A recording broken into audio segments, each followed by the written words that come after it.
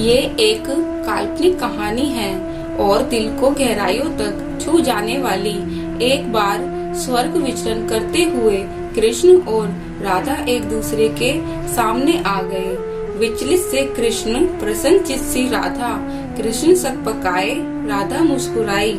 इससे पहले कि कृष्ण कुछ कह पाते, राधा बोली कि कैसे हो द्वारकाधीश।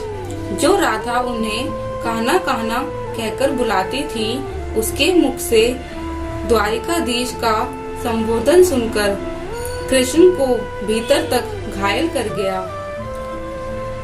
फिर भी किसी तरह अपने आप को संभाल लिया उन्होंने और बोले राधा से, मैं तुम्हारे लिए आज भी वही कान्हा हूँ।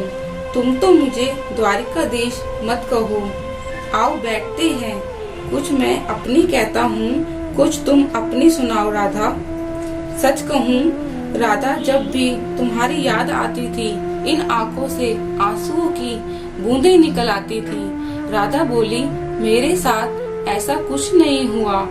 ना तुम्हारी याद आई, ना आंखों से आंसू बहा, क्योंकि हम तुम्हें कभी भूले ही कहाँ थे।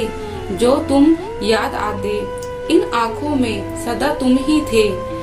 कहीं आंसुओं के साथ निकल ना जाओ, इसलिए रोते भी नहीं थे। कान्हा, प्रेम से अलग होने पर तुमने क्या खोया, इसका एक आईना दिखाऊं? कान्हा, तुम्हें कुछ कड़वे सच प्रश्न सुन पाओगे तो सुनाऊं? कभी सोचा है इस तरक्की में तुम कितने पिछड़ गए? यमुना के मीठे पानी से जिंदगी की शुरुआत की थी और समुद्र के खारे पानी तक पहुंच गए। एक उंगली पर चलने वाले सुदर्शन चक्र पर भरोसा कर लिया और 10 उंगलियों पर चलने वाली बांसुरी को तुम भूल गए।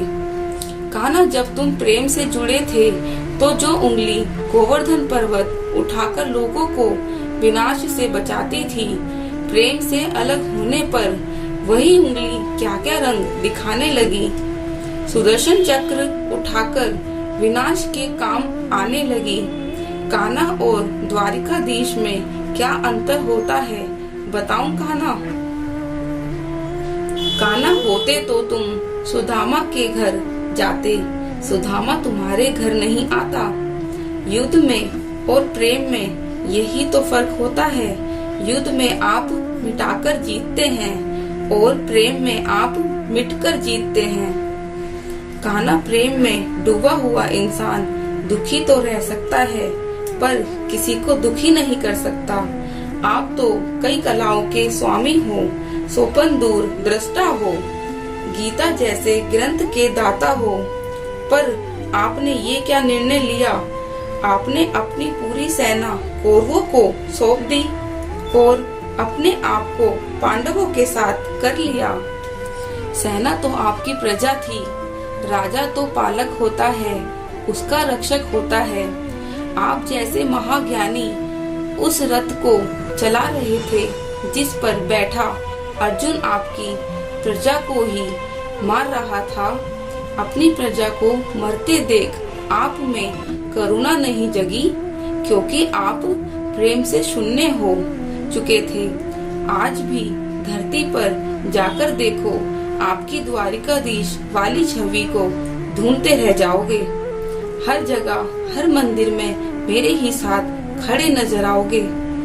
मैं जानती हूँ कान्हा, लोग गीता के ज्ञान की बात करते हैं, उसके महत्व की बात करते हैं, पर धरती के लोग युद्ध वाले द्वारिकाधीश पर नहीं, प्रेम वाले कान्हा पर भरोसा करते हैं। गीता में मेरा नाम दूर दूर तक नाम नहीं आता, पर आज भी लोग उसके समापन पर राधे राधे कहते हैं। ये कहानी काल्पनिक जरूर है, पर इसके भीतर छिपी सीख बहुत महत्वपूर्ण है। श्री कृष्ण के पास कभी किसी प्रश्न का उत्तर ना हो, ऐसा तो हो ही नहीं सकता, परंतु राधा द्वारा लगाए गए प्रश्न चिन्हों पर कान्हा मौन रहे। यही तो है प्रेम में समर्पण का भाव। पराक्रम में हमें हर किसी को हराना होता है, तब भी हम जीतकर भी हार जाते हैं। परंतु प्रेम में एक ही कईयों का दिल जीत लेता है। सही कहा है कि छोटी सी उंगली पर पूरा गोवर्धन पर्वत उठाने वाले भगवान श्री कृष्ण छोटी सी बांसुरी को दोनों हाथों से पकड़ते थे। फिर मिलेंगे दोस्तों।